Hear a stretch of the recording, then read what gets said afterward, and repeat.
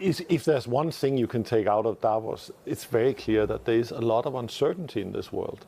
But there's also a lot going on. There's a lot going on in terms of new developments in the US, the tech industry, and you see the whole growth in AI. And in China, you see them very actively addressing climate change with massive expansion in renewable energy and massive expansion in electrical vehicles. So I was in China as late as in December, and I see a lot of activities. The Chinese economy grew 5.2% last year.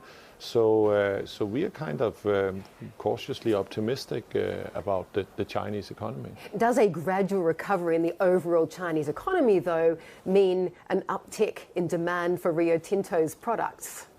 Well, I have to say the demand for our products last year was strong. China came out of COVID. During COVID, of course, there was some damper on the economy, but we have had strong demand for we are mainly selling iron ore into China, and the demand has been actually very strong. The Chinese steel mills has been running at full capacity. And you're right, you're quoting a number here. There was a little setback here, but we're also going into Chinese New Year, so it might be more seasonal patterns you're seeing. Some quite exciting news from Rio that you're kicking off the world's biggest mining project after 27 bumpy years, right? And naturally, to build out a project of this scale, tens of billions of dollars, you've got other partners, including 5 from China. Are we ushering in a new era of co-development in being able to build out this critical supply and infrastructure because you just couldn't do it alone? Look, theoretically we could do it alone, but I do think with the Chinese partners we are becoming stronger. We have complementary skills. And we're the world's largest producer of iron ore. We know how to construct an iron ore mine. But amongst the partners are also my biggest customer.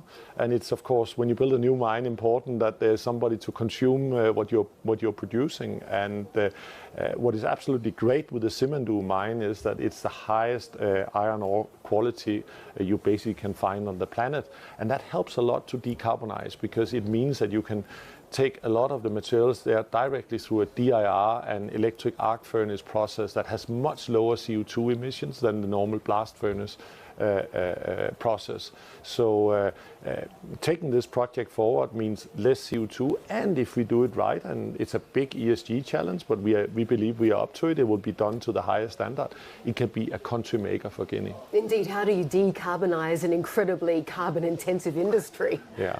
It is a big challenge. What I'm encouraged about is when I meet leaders from the steel industry,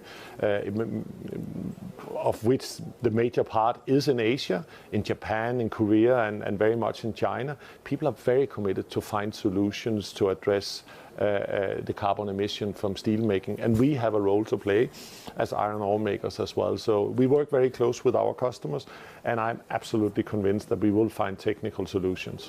To be able to fund and also supply the green transition, critical minerals such as lithium have been on everybody's lips, and yet lithium prices have absolutely cratered, partly because EV demand has not been as strong as expected.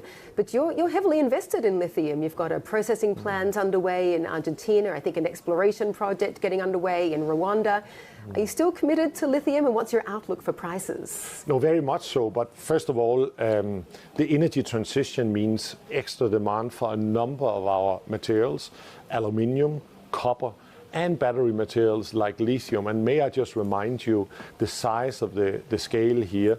There's almost 100 million tons of consumption of aluminium every year, around 30 million tons of copper, and only 0.8 million tons of lithium. Lithium is important, but it's a small part of the energy transition, and it's bound to be very volatile. We believe in, well, we know that there will have to be built more mines, lithium mines, and we will play a part in it.